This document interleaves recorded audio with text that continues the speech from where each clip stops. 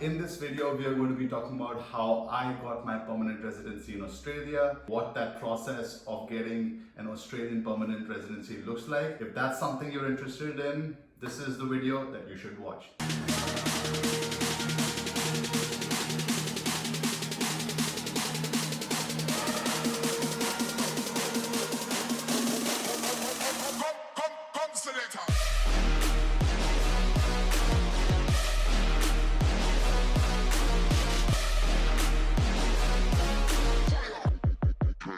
What's going on YouTube? This is Abhivikram Singh. In this video, we are going to be talking about how I got my permanent residency in Australia. If that's something that you as an Indian student is striving towards, maybe I have some tips and tricks for you that show and indicate what that process of getting an Australian permanent residency looks like. If that's something you're interested in, this is the video that you should watch. Alright, so a bit of a backstory here. I was a boy from New Delhi who was 25 years old and came down to Melbourne in February of 2017, right? I came down here to pursue my master's degree and I came here to Australia on a student visa. Now, when I showed up to Melbourne, obviously there were a few things that I wanted to pan out, right? Complete my education, get good grades, get that first job, and essentially my dream was to continue working in Australia. So everything that happened after February 2017, every month and step that I took was to essentially ensure that I get to that final goal of making it into the Australian market and completing my studies on the way. By the end of 2017, I went and visited what is called here as a MARA agent lawyer, right? M-A-R-A agent, who's a lawyer that specializes in immigration. So I visited one of them to try to get their input on how is it that I can pursue and get my permanent residency. So the thing that we did was he told me that the route that I could take would be the electrical engineering route and get my degree assessed by AES, which is the Australian Engineering Society. And during that time, I had actually gotten a bachelor's degree in electrical engineering.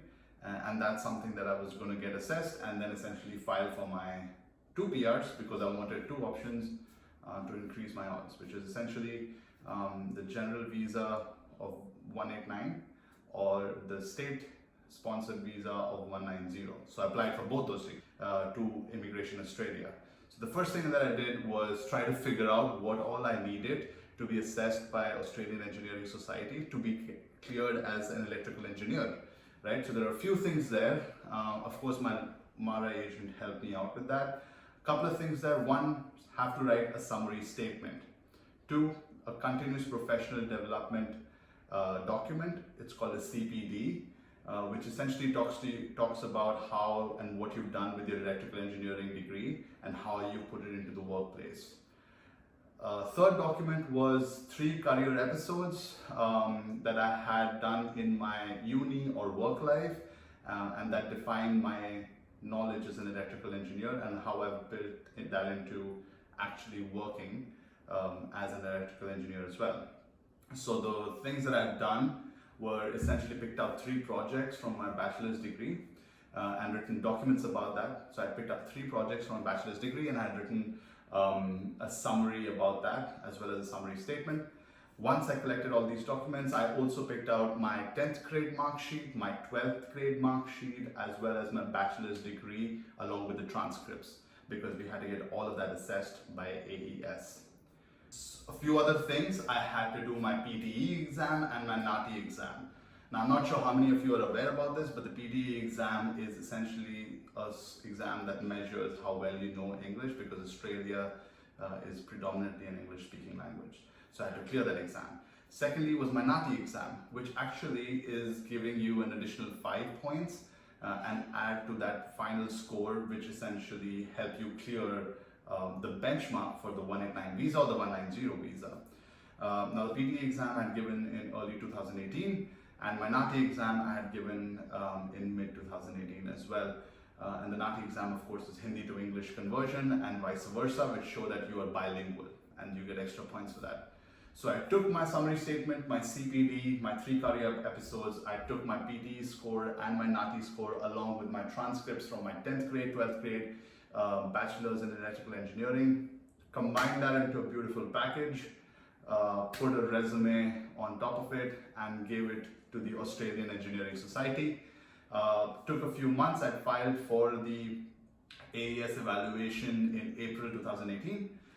Took a few months for them to get back to me. I was lucky enough to be cleared by the AES as a classified electrical engineer, which essentially helped me to file my official application to Immigration Australia, right? Now, I filed for my Immigration Australia in, let's say, October 2018. Sorry, it's a bit hazy, but yes, October 2018 was when I filed my official application to Immigration Australia.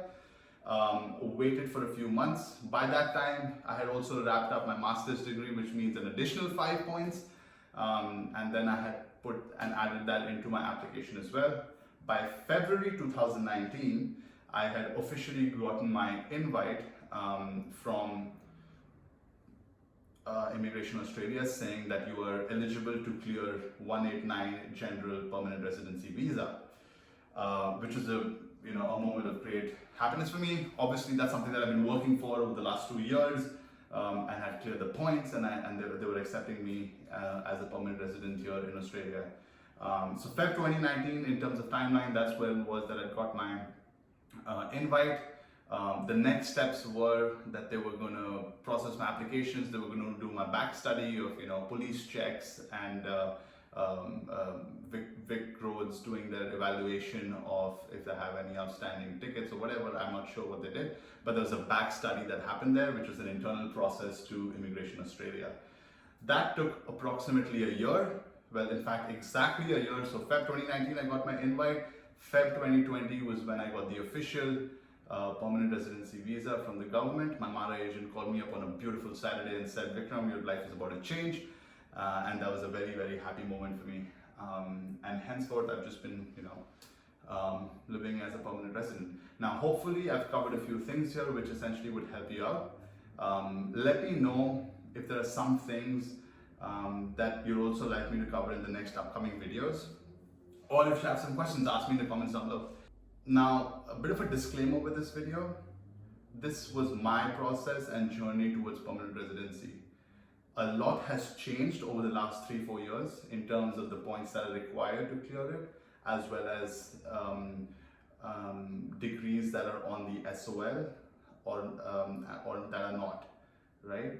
This was a few years ago. So please don't hold me in regard with, oh, this application is not probable anymore, or this process is not probable anymore, because that's what happened then. Not now, it might have changed now. This is just my journey of what I had done at that time to actually clear it. So like that video if you love what you saw.